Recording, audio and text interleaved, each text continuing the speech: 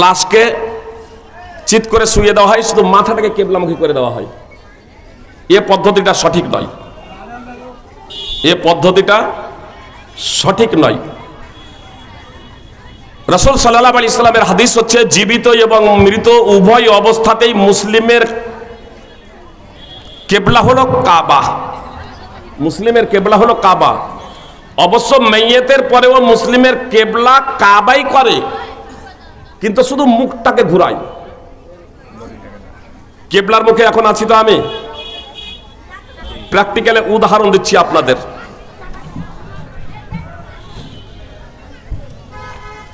কেবলার মুখে আছি তো, এখন কেবলার মুখে আছি। নামাজের জন্য কেবলা হওয়া শর্ত না শর্ত নয়? তো এইভাবে যদি নামাজ পড়ি নামাজ হবে? এখন বলছেন নামাজ হবে না, কেন হবে না? তাহলে বুঝতে পেরেছেন, নামাজের জন্য কেবলামুখী হওয়া শর্ত, তাই না? তো আমি এইভাবে নামাজ পড়তে শুরু করলাম, দক্ষিণ দিকে আমার পুরো বডি, দক্ষিণ দিকে আমার পুরো বডি, পা দক্ষিণ দিকে, শুধু মুখটাকে কেবলামুখী করে দিলাম, এটাকে কেবলামুখী বলা হয়?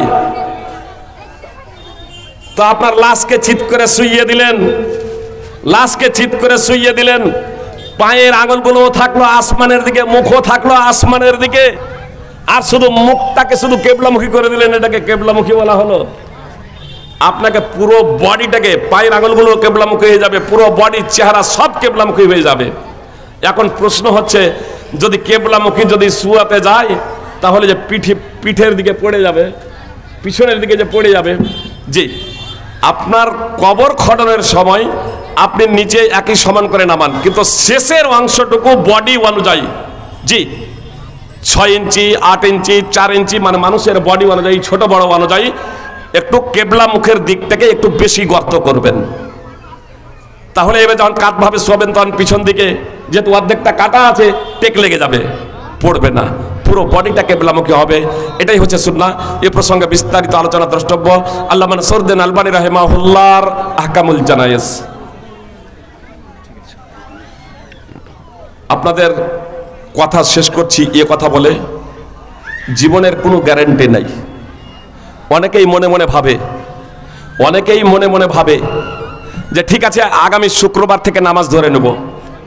আপনি যে আগামী শুক্রবার অবধি জীবিত থাকবেন, এর কি গ্যারান্টি আছে? এর কি গ্যারান্টি আছে? আরে আপনার উপরে তো বিমান ভেঙে পড়তে পারে, আপনারই ছাদ ধসে পড়তে পারে, আপনি গাড়িতে যাচ্ছেন, অ্যাক্সিডেন্ট হতে পারেন। আপনার এই গত পরশু দিনে আপনার হায়দ্রাবাদ ব্যাঙ্গালোর হাইওয়ে কর্নুলে 42 জন ছিল এসি বাসে, এসি বাস, একটা মোটর সাইকেলের সাথে ধাক্কা লাগছে, পুরো বাস চলে সঙ্গে সঙ্গে শেষ, স্পটেই সঙ্গে সঙ্গে 19 জন মৃত্যুবরণ করেছে। ভেবেছিল তারা মারা যাবে সঙ্গে সঙ্গে। একাধিক সব ঘটনা দেখছি, তারপরেও আমরা কাল বিলম্ব কেন করে চলেছে? সুপ্রিয় ভাই এবং বোন, আমাদের আসলে সঠিক জ্ঞান নেই। ধর্মপাল বিয়ে তারকে ইসলাম লিখলেন 21 শতাব্দীতে ইসলামের প্রয়োজন নাই, 21 শতাব্দীতে ইসলামের প্রয়োজন নাই। তারকে ইসলাম ধর্মপাল বিয়ে 20 শতাব্দীতে লিখলেন 20 শতাব্দীতে ইসলামের প্রয়োজন নাই। ইসলামের সঙ্গে সঙ্গে আল্লামা সানাউল্লাহ অমৃতসরি রাহিমাহুল্লাহ তার জবাব লিখলেন, তুর্কে ইসলাম কাল বিলম্ব না করে দ্রুত ইসলামে প্রবেশ করো। ধর্মপাল নিজেও আপনার কালিমায়ে শাহাদাত পাঠ করে মুসলমান হয়ে গিয়েছিলেন।